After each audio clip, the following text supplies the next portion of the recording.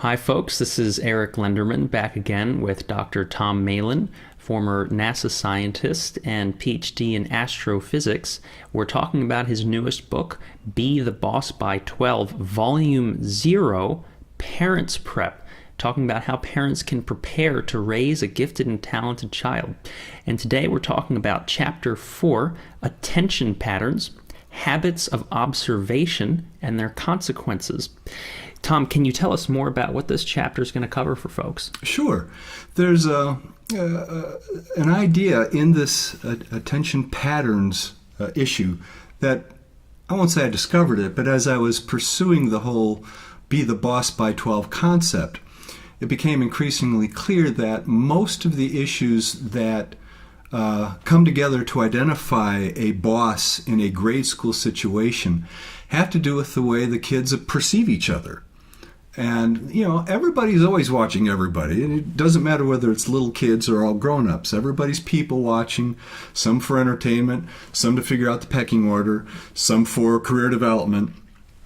But there's a lot of pre-tuned attention items, and they form this pattern, right? So if you've got a bunch of grade school kids in a classroom, first day in third grade, whatever, they're eyeballing each other, and they're just kind of looking for a couple of very obvious things. Part of the attention pattern key that we use in Be the Boss by 12 is what we call the boss pattern.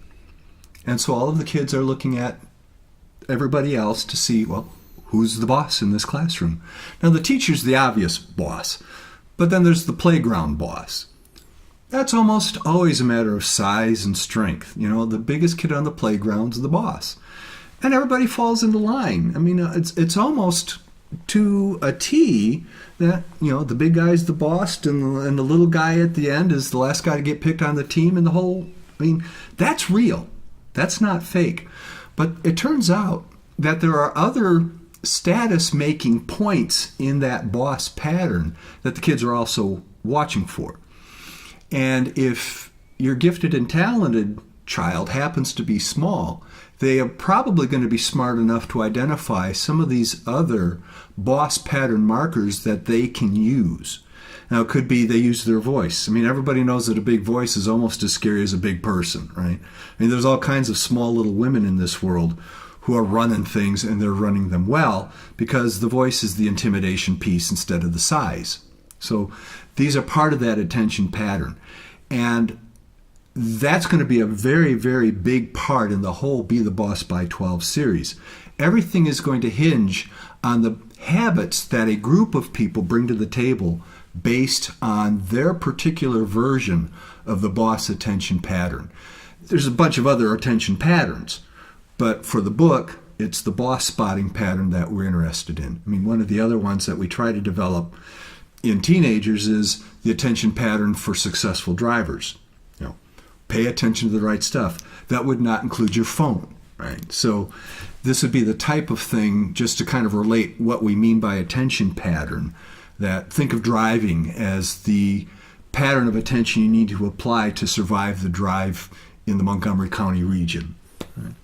That's great. That's great. So talking about how do kids develop these skills to capitalize upon, if it's not their physical size, the other ways in which they can appear in the social domain to be leaders and to cause others to want to follow their leadership.